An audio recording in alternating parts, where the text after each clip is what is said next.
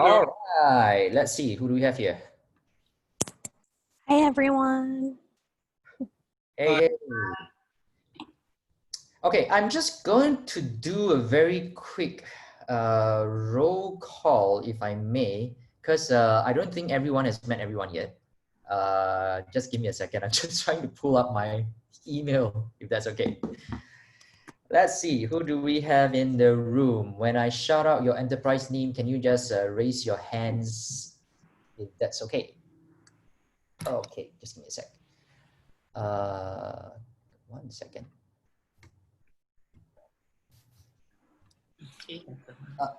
Okay, so we have, do we have Ikodo? Okay, Waju, you are here. Bakavila, Made Easy, Maya Jusolf, Store Innovation, Dialogue in the Dark, I'm Sol Ing, Ibupreneur. Fantastic, we are all here.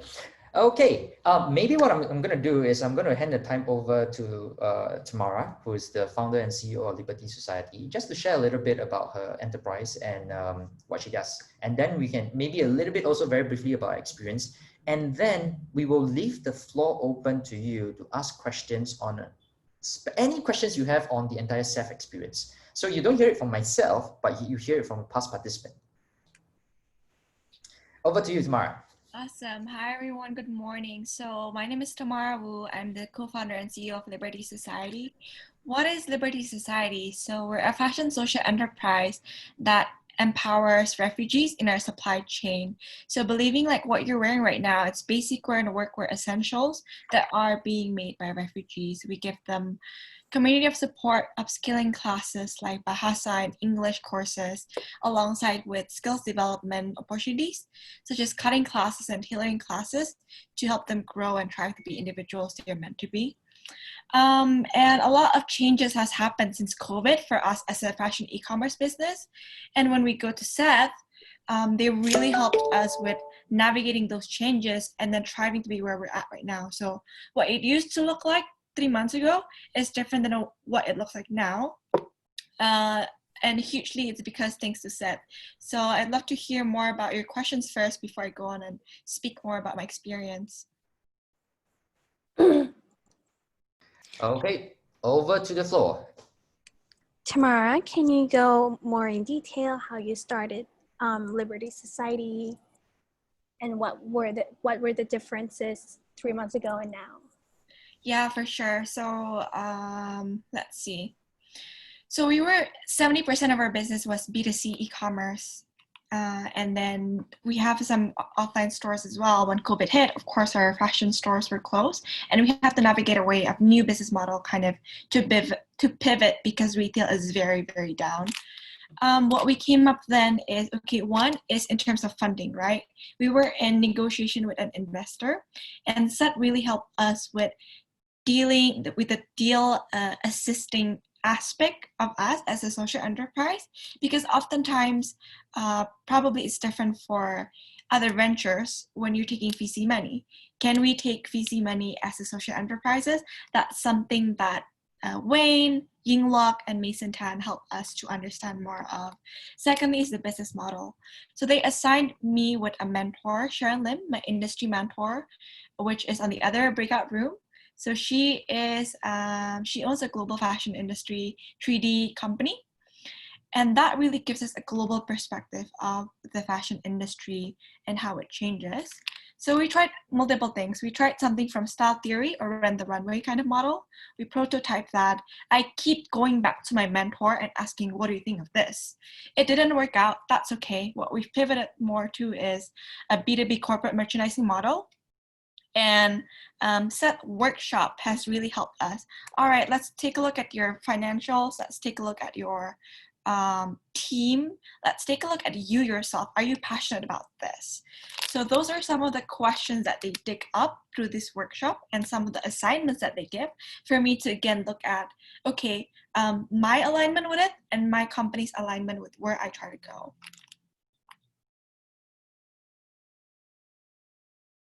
That was a great question and a great answer. Okay, anyone else?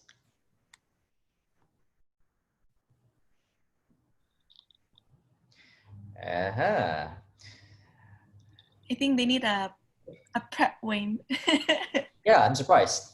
Okay. Maybe a Yeah, question, just a question, sorry. I was just wondering, how did you proceed for the co-design phase and then the prototyping? Was it run by TBN? Was it something done internally?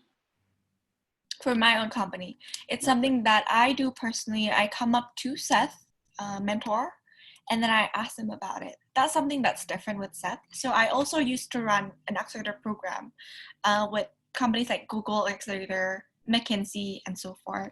What makes that different and apart from these other accelerators company, I've been to 2. I ran 1, I've been to 2.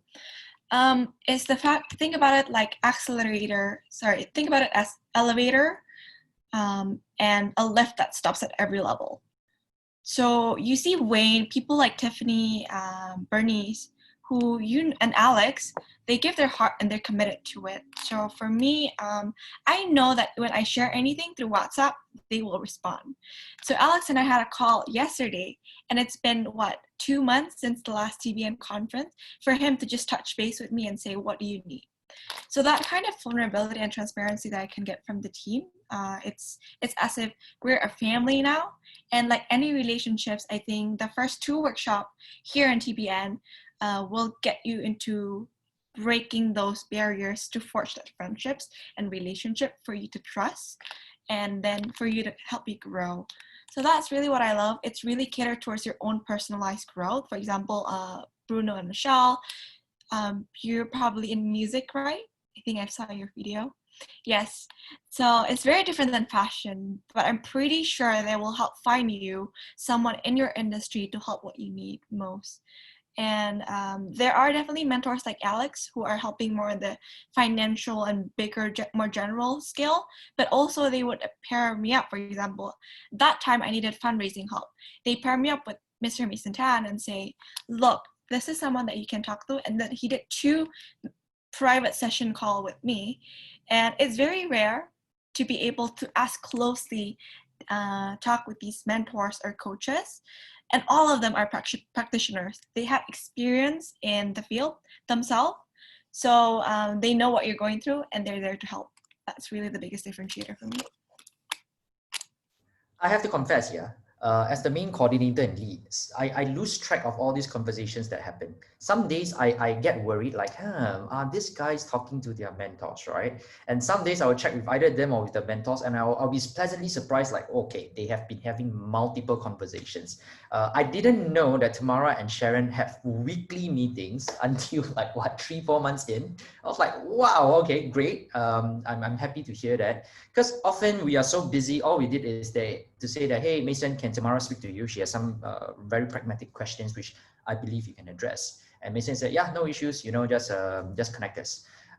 And this is something that I am repeatedly very proud of, which is the entire SETH and TBN ecosystem as a whole, whereby people really want to give and they really want to help. Now, I cannot guarantee it's always the case. I have to give a disclaimer. We also have a couple of less responsive volunteers, I have to be honest. But generally, I think across the board has been more pleasant than unpleasant. And then when the mentorship, it's a sign at the beginning, and then that doesn't move any longer afterwards, or how does it work? Okay, so this is what we do, and I have to be very honest. The way we do it is very painstaking, is very high touch, and sometimes to the point unscalable. We try to identify the industry sector you are in, and we try to understand what sort of help you need, and then we will try to match. It can take us up to 2.5 months to find you the ideal match. I'll be very honest, because cohort 1, it did take us this long. Tamara was one of the more fortunate ones. The match happened very fast. Some of them take us a lot longer, but in the meantime, we will still continue to provide support. Now, beyond the program, that means after 6 months is up, the mentorship officially ends.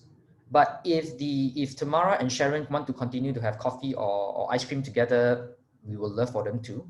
We will, as a program, continue to support you in your fundraising journey for the next 12 months.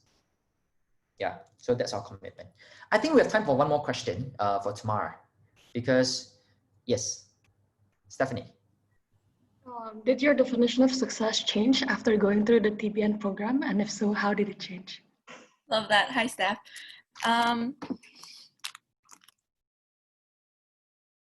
Even from Wayne's story in the beginning, you know what matters is not having 3 offices. He doesn't mention about that part.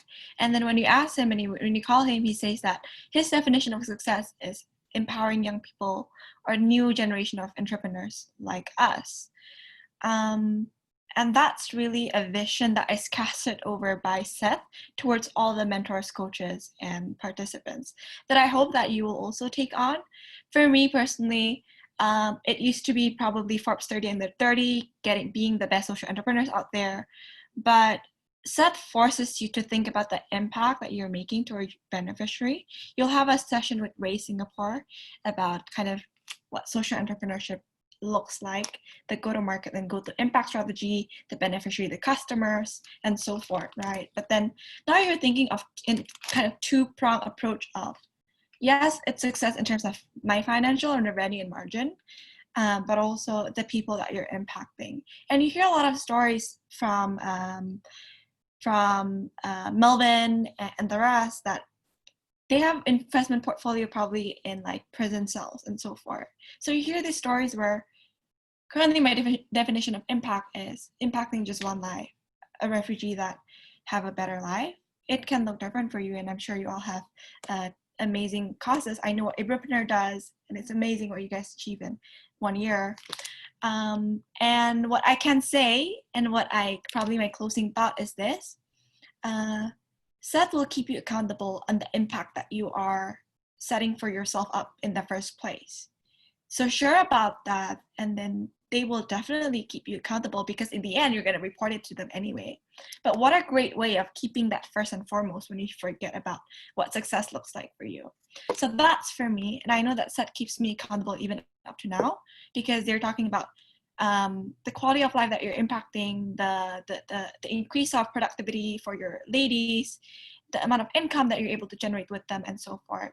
But personally, again, it's you'll hear failure stories as well, and what matters is not losing your soul when you're doing all these amazing world-changing ventures.